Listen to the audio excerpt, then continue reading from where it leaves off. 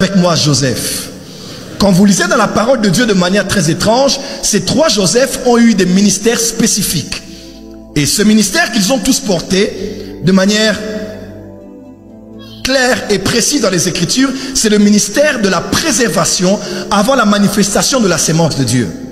Comme vous lisez bien, vous allez voir que Joseph, fils de Jacob, a préservé 70 Israélites en Égypte avant qu'il ne soit manifesté comme nation dans les nations.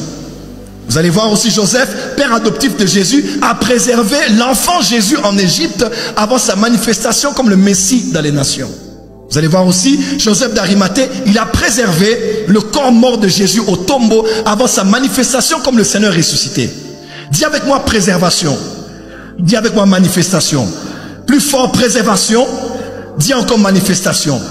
J'aimerais t'annoncer ce soir que le Dieu que nous servons est un Dieu de préservation avant la manifestation.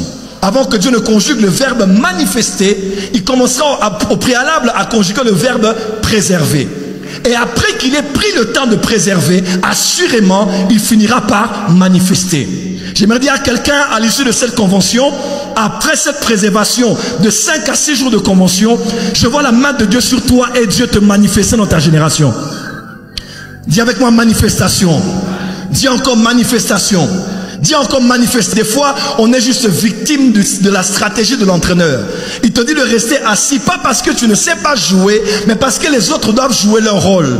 Et en un temps spécifique, il te dira, lève-toi et échauffe-toi. Dis à ton voisin, échauffement.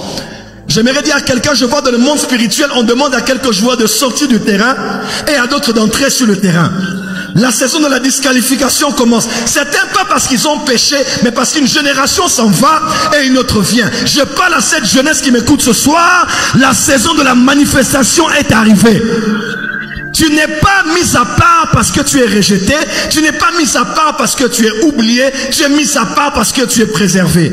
Je parle à cet anon ou à cette année selon les versions de la Bible. Lorsque tu vois des chevaux entrer avec des gens à Jérusalem, ne sois pas jaloux. Ne sois pas envieux. Ne sois pas envieuse. Tu n'es pas lié à une corde parce que tu es oublié, mais parce que tu es réservé. Celui qui montera sur toi cette fois-ci. Aïe, aïe, aïe, aïe, aïe, aïe. Celui qui montera sur toi cette fois-ci, le monde entier mettra des pagnes à tes pieds afin qu'on célèbre le Dieu qui sera avec toi. Ah, lève-toi, 12-5 personnes, dis à ton voisin, manifestation, manifestation, manifestation. Come on, come on, come on, come on.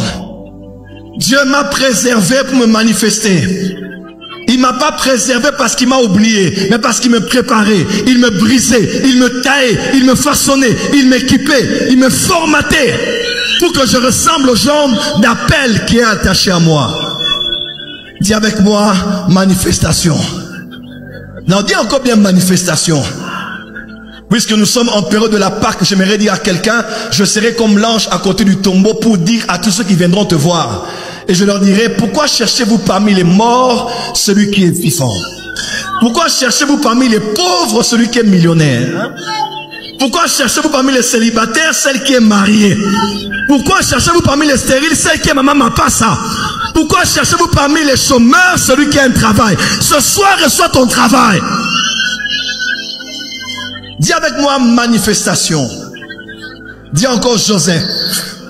Et quand vous lisez bien les Écritures, vous allez voir de manière très claire et théologique, Jésus est l'un des types de notre Seigneur Jésus-Christ.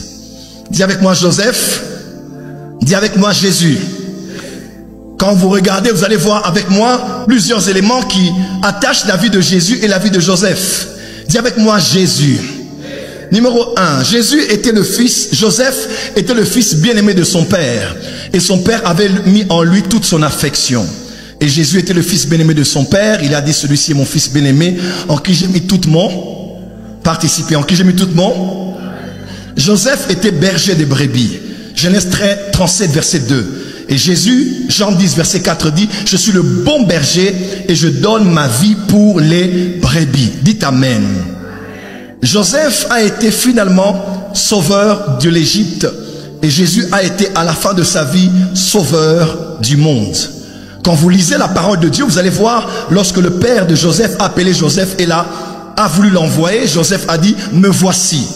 Et j'aime bien quand on parlait de Hébreu ici. Dans Hébreu, il a dit, me voici, envoie-moi. Car dans le livre, il est question de moi et je viens. Tu m'as formé un corps pour faire, ô Dieu, ta volonté. Joseph a dit, me voici.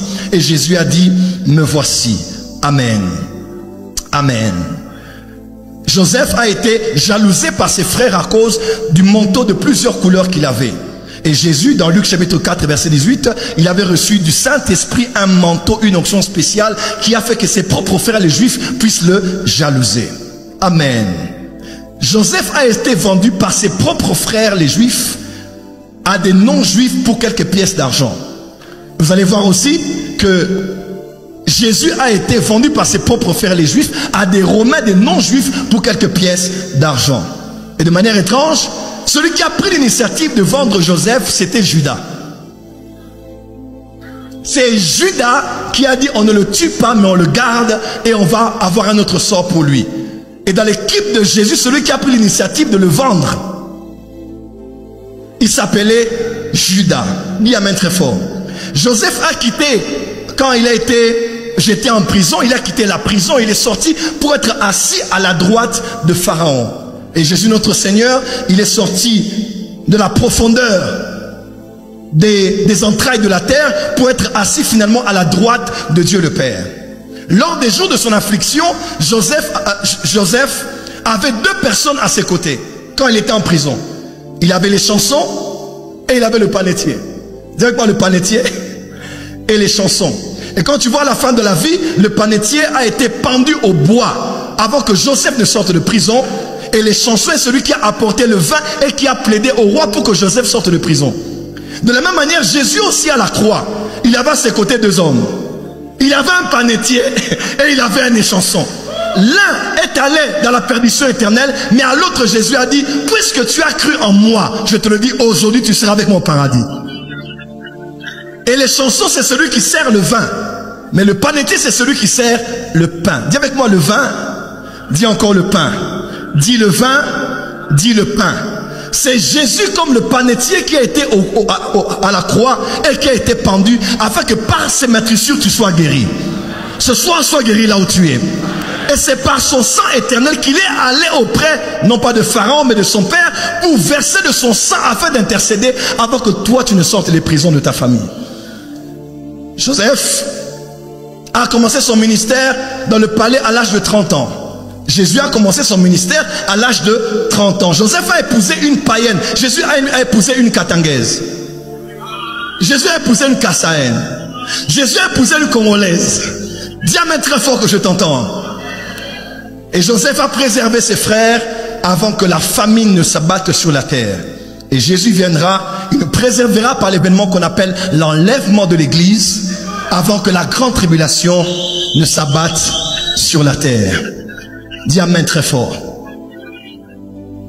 Lorsqu'il se réconcilie avec ses frères, un événement majeur arrive. Ses frères étaient dans la joie d'être avec lui et d'être en sa présence. Écoutez-moi très bien. Joseph a passé du temps avec eux.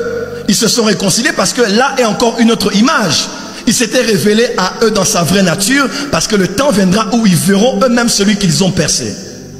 Il se révélera à ses propres frères avec qui il va se réconcilier dans l'événement qu'on appelle le retour glorieux de Christ. Après qu'il ait passé du temps avec ses frères, Joseph a dit, puisque vous êtes avec moi, j'enjoie votre présence. Mais j'aimerais vous dire ceci. Autant que j'aime le fait que vous soyez ici et dorénavant avec moi, il y a quelqu'un qui manque dans cette assemblée. Il y a quelqu'un qui manque dans cette maison. Il y a quelqu'un dont la présence est réclamée et attendue dans cette maison dans laquelle vous êtes enfin réconciliés avec moi, avec tous les privilèges qui s'en suivent. Et cet homme s'appelle Jacob.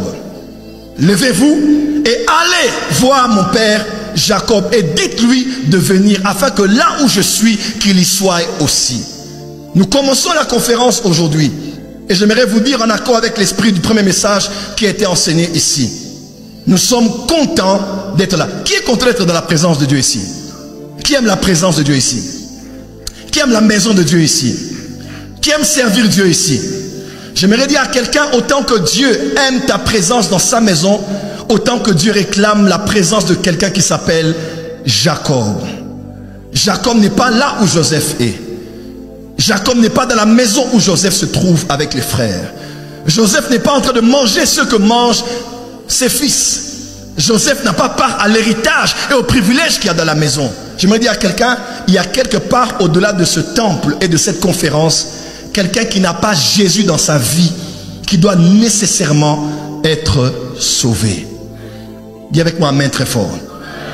C'est ainsi qu'après qu'ils eurent témoigné, vous allez voir, on ne parle plus de Jacob, mais on dit Israël. Parce que c'est l'image de la nouvelle naissance. Le travail que nous faisons pour aller loin des quatre murs, loin des conventions, loin des conférences, c'est pour que les Jacob deviennent des Israël.